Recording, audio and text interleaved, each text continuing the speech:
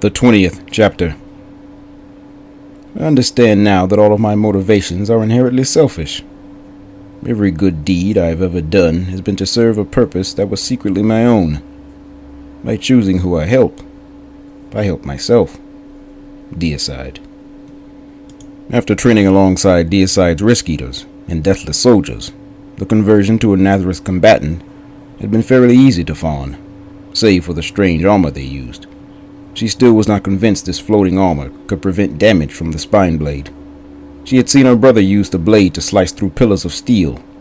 It was impossibly sharp, and seemed to be able to divide anything its edge was laid across. The Nazareth could not possibly hold enough negation shells to stop the entire deathless force. Yet Ecocide was confident that Deicide would concede if he lost enough personnel. Fawn was not so sure. Both of the nobles seemed to be very spiteful and vindictive in their campaigns, with bounties being levied against popular officers from both sides. She understood the culture of eaters having very much to do with pride and respect. Neither Deicide nor Ecocide seemed to have any for the other, which meant their grievances for one another started deep within. Impossible to separate their personal issues from the ships they commanded. Presently, Fawn was sitting on the edge of the training plateau, tearing herself away from her form-fitting gear. She seemed to be ignoring the farewells of her colleagues as they passed. She had no hate for any of her teammates, but she knew the bond she had created with her fire team would be much stronger than the loose relations she shared with these random people. The fighting class were the darlings of the Nazareth. Brash, arrogant, spoiled, they trotted around the ship like pedigreed Pomeranians. Only Ecocide and her sisters seemed to share rough common traits which she believed made her not only a survivor, but a warrior. The woman had a work ethic that dove deep into the waters of the obsessive. Their bodies were amazingly sculpted from their training. She could imagine them giving Deicide hell during their sparring matches long ago. But still, the Eater had already had statues built for these women in his lavish mausoleum, and Fawn wondered what weakness he saw in the lionesses that she could not. Just then, Ecocide dropped down beside her, swinging her long beige legs, stretching her arms as far as they would go. She then put her arm around Fawn and gave her a shake. Ecocide was always friendly, if a little pushy, and the woman seemed determined to make friends with Fawn.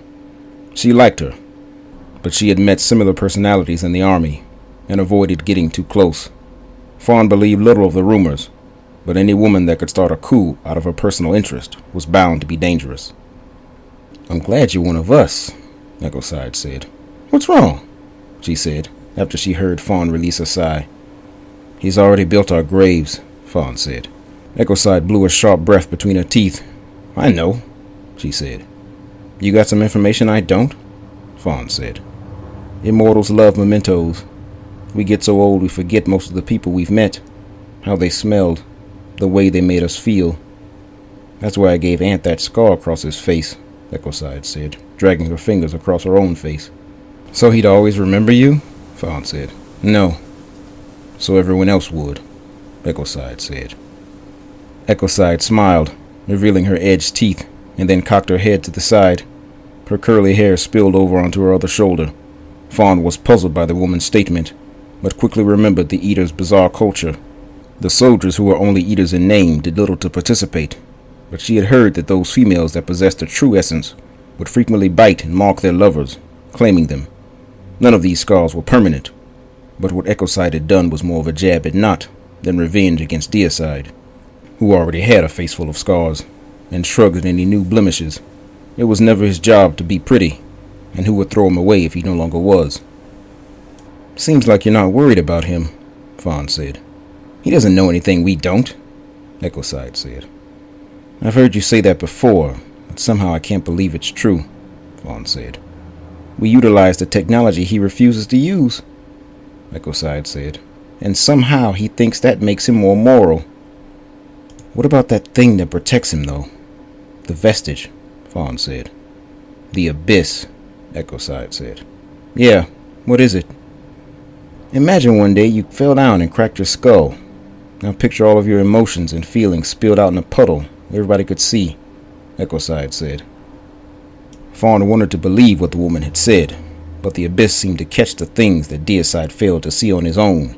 Fear and anxiety seemed to be the common drugs that she enjoyed. But when someone stared her down, never looking away from her mustard-yellow eyes, she seemed intrigued, as someone who had never laid their gaze upon their own reflection. "Do we have something to counteract it?" Fawn said. "We have wave emitters, but they only work when you're not in Deicide's field of view. The Abyss is blind when you transmit. She has to share his eyes," Deicide said. "Will it save my ass?" Fawn said. "It'll make her less accurate. It's up to you to get out of the way," Deicide said. Fawn nodded and then leapt from the platform.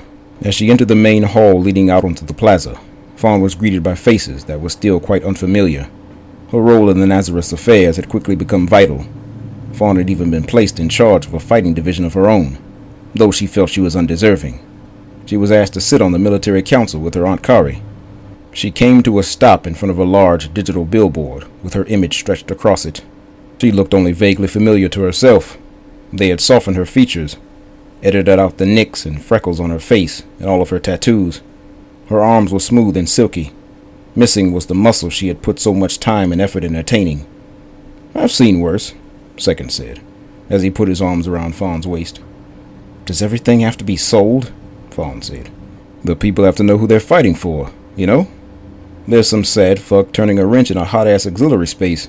His life sucks. He needs a symbol," Second said. "Why does it have to be me?" Fawn said. Second shrugged. "You're real," Second said. Fawn pointed to the billboard. "Nothing about that is real," Fawn said. "That's not what I meant. You don't have that sense of entitlement that many on the active duty have," Second said. Fawn turned around to face him.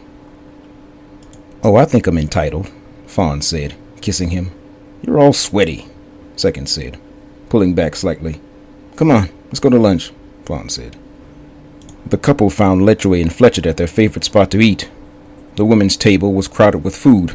Sandwiches and soups on festive-colored trays and bowls were orbited by appetizers and drinks. Fawn stopped at the table to watch the women gorge themselves. She folded her arms and shook her head. "You two fucking disgust me," Fawn said. Letchway began to speak with a mouthful of food. "Whatever. Sit your asses down," Letchway said. A waiter appeared from nowhere. "Menus?" he said.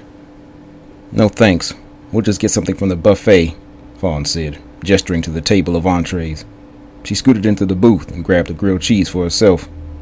"Ladies," Second said, unbuttoning his suit before sliding in. "You all might want to take it easy," Fawn said, remembering that the Nazareth did not have the immense resources the Olopile did. "Please, we're out there risking our necks. Besides, they brought this stuff to us," Letchway said. "We have little time to spend the money we earn, and what will we buy if we did?" "Wish we could buy more time," Letchway said.